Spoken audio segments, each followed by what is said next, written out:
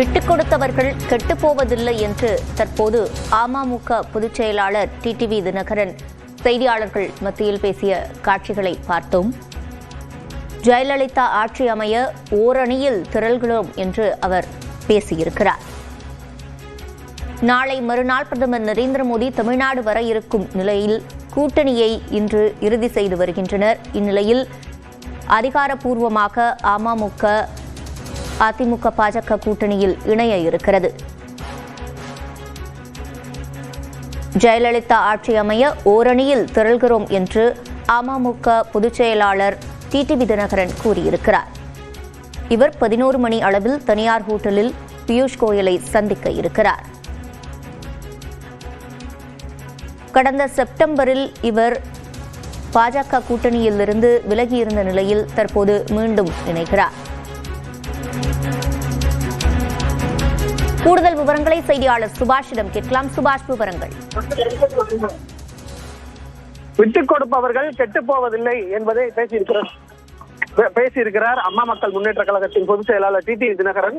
இன்றைய தினத்தில் அவர் தேசிய ஜனநாயக கூட்டணியில் மீண்டும் இணைகிறார் என்பதுதான் செய்தியாக பார்க்க வேண்டியிருக்கிறது. அம்மா மக்கள் முன்னேற்ற கழகம் இன்றைய தினத்தில் தேசிய ஜனநாயக கூட்டணியில் மீண்டும் இணைகிறார்கள். 11 மணிக்கு பியூஷ் கோயல் அவர்களை சந்தித்த பிறகு விளக்கமாக சொல்கிறேன் என்பதை தான் தினகரன் இன்றைய தினத்தில் கட்சி நிர்வாகிகளுக்கும் அதேபோல செய்தியாளர்களுக்கும் சந்திப்பின் போது சொல்லிய விஷயமாக பார்க்கப்படுகிறது.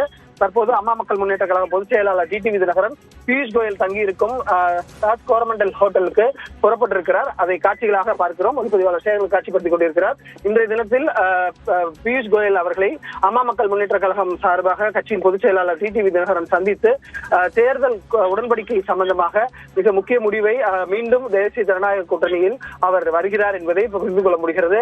2025 அதாவது கடந்த செப்டம்பர் மாதம் 3ஆம் தேதி அம்மா மக்கள் முன்னேற்ற கழகம் தேசிய ஜனநாயக கூட்டணியிலிருந்து வெளியேறியதாக அறிவித்தார் தினகரன். இது பங்காளி சண்டை தான், தற்போது இருக்கக்கூடியது பங்காளி சண்டை தான், அதில் ஒன்றும் பெரிய விஷயம் இல்லை.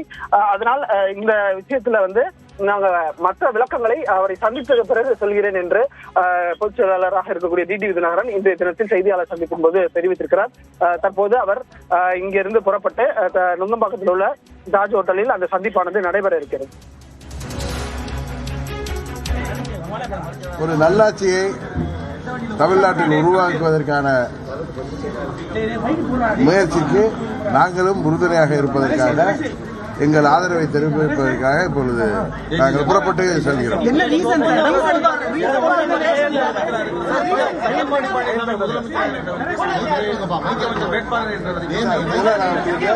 11 மணிக்கு மேல பேசுறேன். ஒன்னே ஒண்ணு சொல்றேன், விட்டு கொடுத்து போவர்கள் இன்றைக்கு கெட்டு போவதில்லை.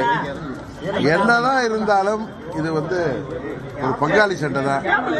எங்களுக்குள்ள சண்டையை நாங்க இன்னா செய்தாரை ஒருத்தல் அவர் நானே நன்னயம் செய்து விடல் சொல்லி ஏற்கனவே பொதுக்குழுவே நான் சொன்னேன். அதனால நாம் பழசையே நினைச்சிட்டு கட்சி நலனையும் தமிழ்நாட்டு நலனையும் பெண்ணுக்கு தள்ளிவிடக்கூடாது என்கிற ஜெயலலிதாவின் ஆட்சி அமைய ஓரணியில் திரள்கிறோம் என்று அமமுக பொதுச் செயலாளர் டிடிவி தினகரன் பேசியிருக்கிறார். தொடர்ந்து இது தொடர்பாக பேசுவதற்காக செய்தி அறையில் இருந்து இணைகிறார் நெறியாளர் தேவா. இனி உங்களிடம். நன்றி சிவரஞ்சனி. இப்ப டிடிவி தினகரன் அதிமுக பாஜக கூட்டணியில் ஏறக்குறைய உறுதியாகி இருக்கிறது. இப்போது டிடிவி தினகரன் பேசியிருக்கக்கூடிய கருத்துக்கள் ஜெயலலிதா ஆட்சி அமைய வேண்டும், இது எங்களுக்குள் இருக்கக்கூடிய பங்காளி சண்டை, விட்டுக் கொடுத்து போவர்கள் கெட்டுப் போவது கிடையாது என்ற ஒரு நிலைப்பாட்டை தற்போது அதிகாரப்பூர்வமாக அறிவித்திருக்கிறார். இதன் மூலமாக அதிமுக பாஜக அமமுக மூன்றும் ஒரு கூட்டணியில் சேர்வது என்பதை தற்போது உறுதியாக்கி இருக்கிறார் டிடிவி தினகரன். இதன் மூலமாக டிடிவி தினகரனுடைய பேச்சில் இருக்கக்கூடிய முக்கிய அம்சங்கள் ஜெயலலிதா ஆட்சி அமைய வேண்டும் என்று கூறுகிறார். ஆனால் எடப்பாடி தலைமையிலான ஆட்சி என்பதை அவர் கூற மறுக்கிறார் என்ற ஒரு கேள்வி எழுகிறது. இணைகிறார் பத்திரிகையாளர் திரு பிரியன். தற்போது டிடிவி தினகரனுடைய பேச்சை கேட்டிருப்பீங்க. ஜெயலலிதா ஆட்சி அமைய ஓரணியில் திரள்கிறோம் என்று சொல்றாரு. இதை எப்படி புரிந்து கொள்வது? இது விட்டுக் கொடுக்க தயார் என்றும் டிடிவி தினகரன் சொல்கிறார். யாருக்கான செய்தி இது? இல்ல, அதாவது அரசியல்ல இது மாதிரியான திருப்பங்கள் அது ஏற்படுறது ஆச்சரியப்படக்கூடிய ஒரு விஷயம் கிடையாது. தினகரனை பொறுத்த மட்டும் அவங்க கட்சிக்குள்ள பிரஷர் இருக்கோ இல்லையோ, அவருக்கு என்ன பிரஷர் இருக்குன்னு தெரியல. அவர் தன்னுடைய அணுகுமுறையை வந்து மாற்றிக் கொண்டிருக்கிறார் என்று நான் கருதுகிறேன். எடப்பாடியை பொறுத்த மட்டும் அவர் என்ன சொல்லியிருந்தாருன்னா, துரோகி கையில் கட்சி சிக்கி கொண்டுள்ளது, ஸோ கட்சியை கைப்பற்றணும்னா எடப்பாடியை வீழ்த்தணுன்றதான் அவருடைய பாயிண்டா இருந்தது. அதுக்கப்புறம் கொஞ்ச நாள் முன்னாடி என்ன சொன்னார், பொதுக்குழுல துரோகியானாலும் சரி எதையானாலும் சரி அரசியலில் வந்து யார் கூட வேணா நம்ம வந்து உறவு கொள்ளலாம், தேர்தல் உறவு கொள்ளலாம்ன்ற மாதிரி ஒரு விஷயத்த சொன்னார் அவரு. ஸோ அதுல இருந்தே வந்து அவர் வந்து ஒரு அமித்ஷாவை போய் சந்திச்சுட்டு வந்ததா ஒரு பேச்சு வேற இருந்தது ஆக்சுவலா. ஸோ அவர் வந்து இப்ப தன்னுடைய நிலைப்பாட்டை மாற்றிக் கொண்டிருக்கிறார். அவர் வந்து ஆனா அதுல அடிப்படையான விஷயம் என்னன்னா, அவர் வந்து எடப்பாடி பழனிசாமி அவர்களை முதலமைச்சர் கேண்டிடேட்னு ஒத்துக்கிறாரா இல்லையான்றது ஒரு முக்கியமான விஷயம். அவருக்கு என்ன பாஜகவோட தான் அவர் பேசிட்டு இருக்காரு.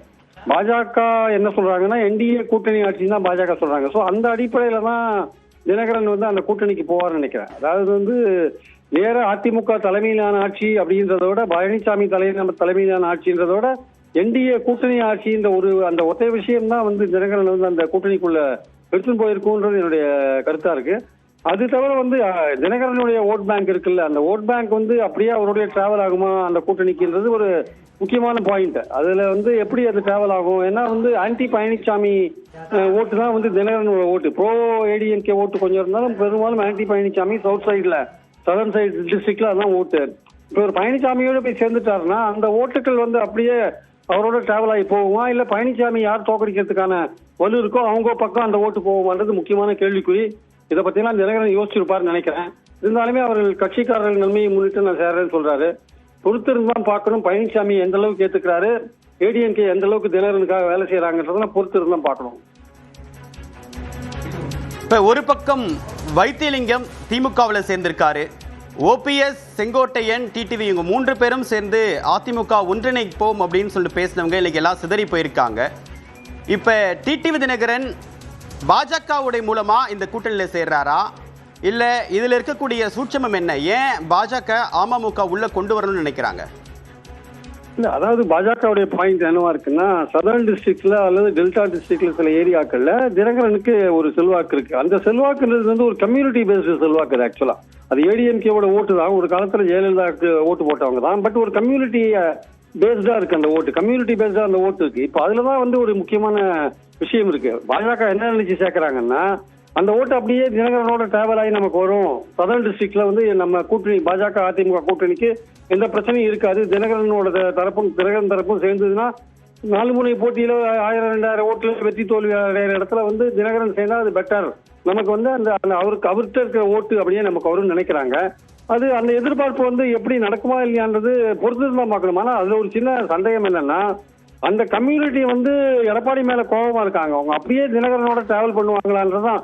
அதுக்கு என்ன சொல்றாங்க சில பேர், இல்ல வைகோ எவ்வளவோ இருக்காரு திமுகவை, அப்புறம் அங்க போய் சேரலையா, அப்ப டிஎம்கே ஓட்டெல்லாம் வைகோக்கு டிராவல் ஆச்சுன்றாங்க. ஆனா விஷயம் வித்தியாசமா இருக்கு. ஏன்னா இது வந்து பியூர்லி பொலிட்டிக்கலான ஒரு விஷயமா இல்ல, ஒரு கம்யூனிட்டி சார்ந்ததா விஷயமாவோ இருக்கிறதுனாலதான் எடப்பாடி மேல அந்த கம்யூனிட்டிக்கு இப்ப கொஞ்சம் கோபம் இருப்பதனாலதான் அந்த ஓட்டு அப்படியே தினகரனோட டிராவல் ஆகி பாஜக அதிமுக கூட்டணிக்கு போகுமான்றது ஒரு முக்கியமான கேள்வியா நான் பாக்குறேன். அதுக்கான பதில் தேர்தலில் தான் தெரியும் என்பது என்னுடைய கருத்து. தினகரன் வந்து இந்த முடிவு எடுத்திருக்கிறது அவருடைய கட்சியோட எதிர்காலத்தை பொறுத்து எடுத்துக்கிறதா சொல்றாரு. பொறுத்திருந்தா பார்க்கணும் அவர் பழனிசாமி சிஎம் கேண்டிடேட்டா ஏத்துக்கிறாரா இல்லையான்ட்டு. உங்களுடைய கருத்துக்களுக்கு மிக்க நன்றி திரு பிரியன்.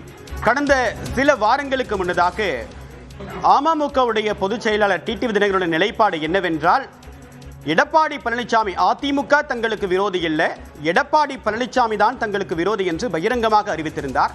இதற்கு பிறகு டெல்லி சென்ற பிறகு அதிமுகவுடைய பொதுச் செயலாளர் எடப்பாடி பழனிசாமியுடைய நிலைப்பாட்டில் ஒரு மிக முக்கியமான மாற்றம் ஏற்பட்டது. அதாவது டிடிவி தினகரன் உங்கள் கூட்டணிக்குள் வருகிறாரா என்ற கேள்விக்கு நேரடியான ஒரு பதில் அளிக்கவில்லை.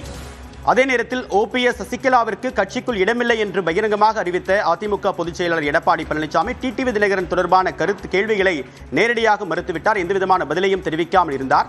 இந்த நிலையில் பாஜக அமமுகவை என்டிஏ கூட்டணிக்குள் கொண்டுவர முயற்சித்து வருவதாக தகவல் வெளியான நிலையில் தேர்தல் நேரத்தில் நண்பன், துரோகி, எதிரி என்று யாரும் தன்னுடைய கண்ணுக்கு தெரிய மாட்டார்கள் என்று அவர் தெரிவித்திருந்தார். இந்த நிலைப்பாடு மாற்றம் என்பது தற்போது என்டிஏ கூட்டணியை ஒருங்கிணைப்பதற்கு ஒரு மிக முக்கிய காரணமாக அமைந்திருக்கிறது.